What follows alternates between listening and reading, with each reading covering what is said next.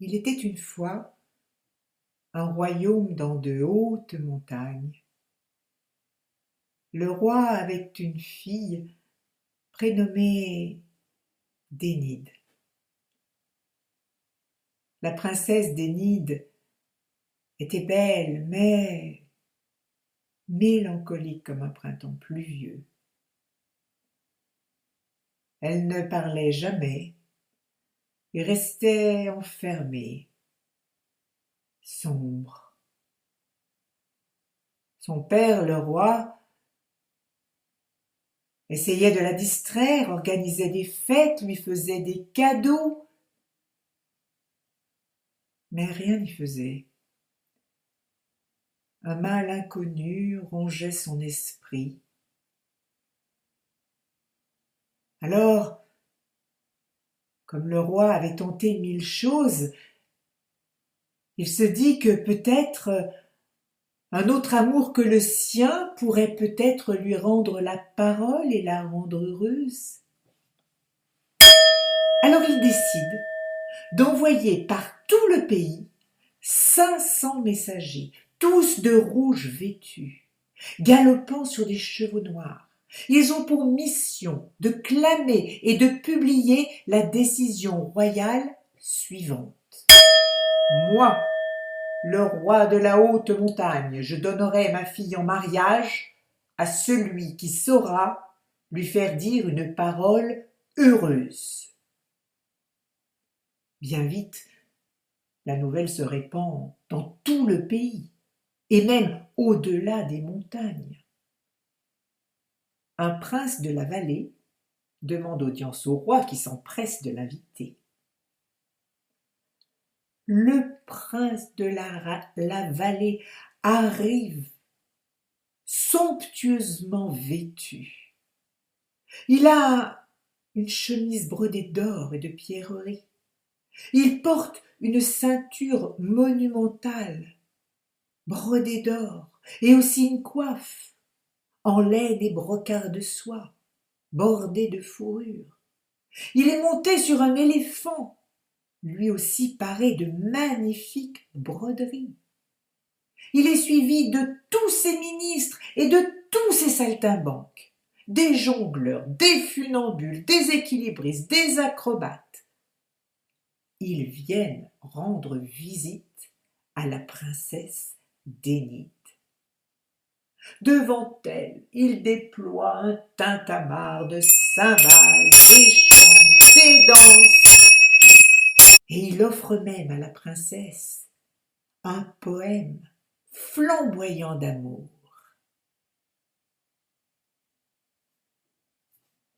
La princesse Dénide, assise, raide, sur ses coussins de velours, reste impassible, les yeux glacés.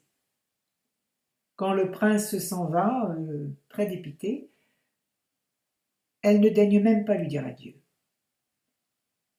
Ensuite vient un marchand, le plus riche marchand de tout le pays. Il vient avec des coffres et des malles remplis d'étoffes rares, de toutes les couleurs, de la soie, du satin, de l'alpaga, des cachemires. Il est venu avec des coffres remplis de bijoux, des bagues, des bracelets, des colliers, sertis de turquoise, de corail, de lapis-lazuli, de jade et autres pierres précieuses. Exalté comme un adolescent, le marchand lui promet monts et merveilles. La princesse semble ne rien voir. Elle paraît même ne rien entendre. Elle reste figée, la tête penchée sur son épaule, en regardant tristement le ciel et les nuages par la fenêtre. Alors le marchand, très dépité lui aussi, remonte rageusement sur son cheval, tire la bride et s'en va au galop. Ce jour-là, dans un village lointain, l'un des messagers du roi clame une dernière fois que le roi donnera sa fille en mariage à celui qui saura lui faire dire une parole heureuse.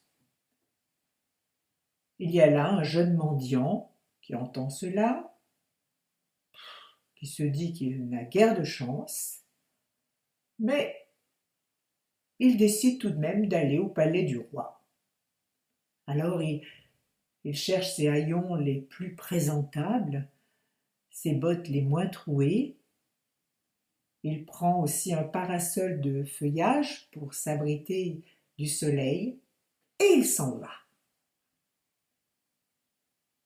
En chemin, il croise une vieille. « Où vas-tu, jeune mendiant ?»« Oh, je vais à la ville de la haute montagne. Le roi a dit qu'il donnerait sa fille à celui qui saura lui faire dire une parole heureuse. Ouf, je n'ai guère d'espoir, et puis elle est peut-être tout simplement muette. »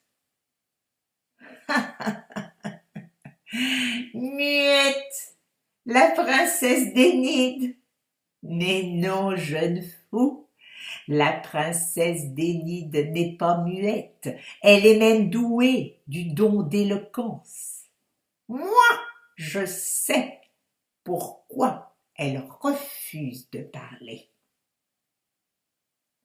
Il y a bien longtemps, elle était tigresse dans le corps d'une tigresse. Un jour, des chasseurs ont tué son compagnon et tous ses petits. Elle en mourut de chagrin. Ensuite, elle revint à la vie dans le corps d'une perdrix. Un jour, des laboureurs ont mis le feu au buisson où elle se trouvait avec toute sa couvée, et elle périt brûlée avec eux. Et enfin, elle a été alouette dans le corps d'une alouette. Un jour, des enfants ont jeté des pierres dans le nid où elle se trouvait avec son compagnon. Son compagnon et ses petits ont été tués et elle fut mise dans une cage où elle mourut de chagrin. Alors voilà pourquoi la princesse d'Énide, se souvenant de la cruauté des hommes, refuse maintenant de leur parler. Le jeune mendiant, en écoutant cela, a tout à coup une illumination. Il se souvient avoir été tigre et avoir péri sous les coups des chasseurs. Il se souvient avoir brûlé en essayant de sauver une perdrix.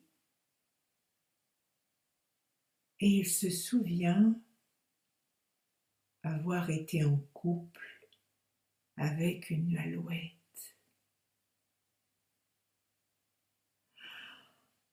Salut, vieille mère, et merci.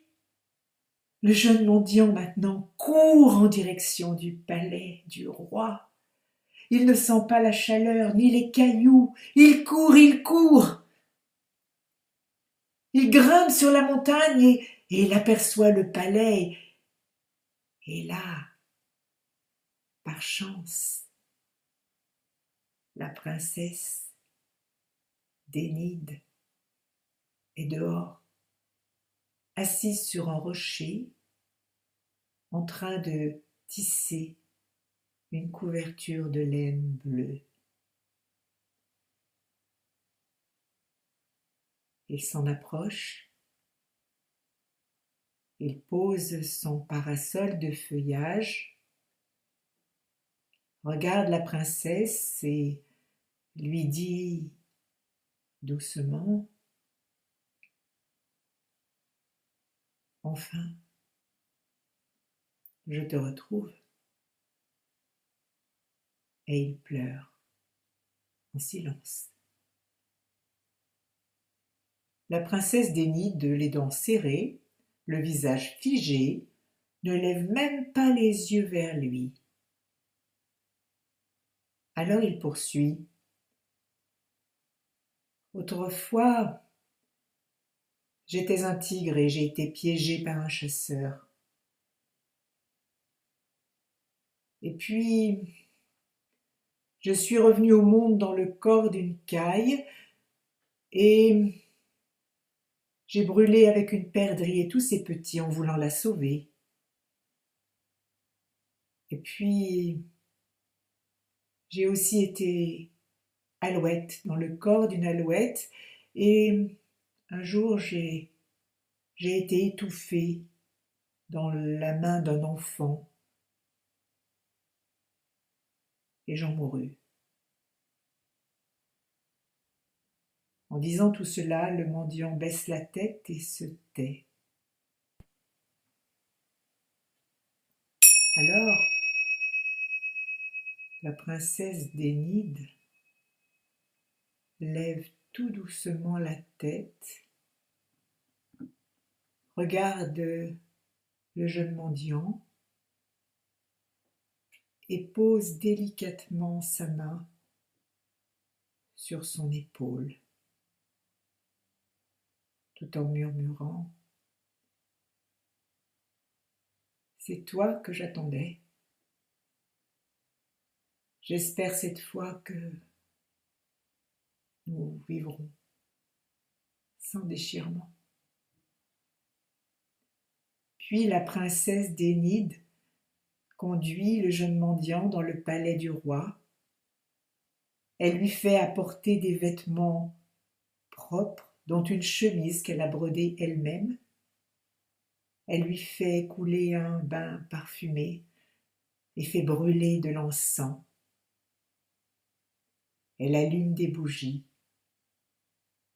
Et ensuite, jusqu'à l'aube, il ne quitte pas la chambre. Ainsi commence une nouvelle vie et ainsi finit l'histoire.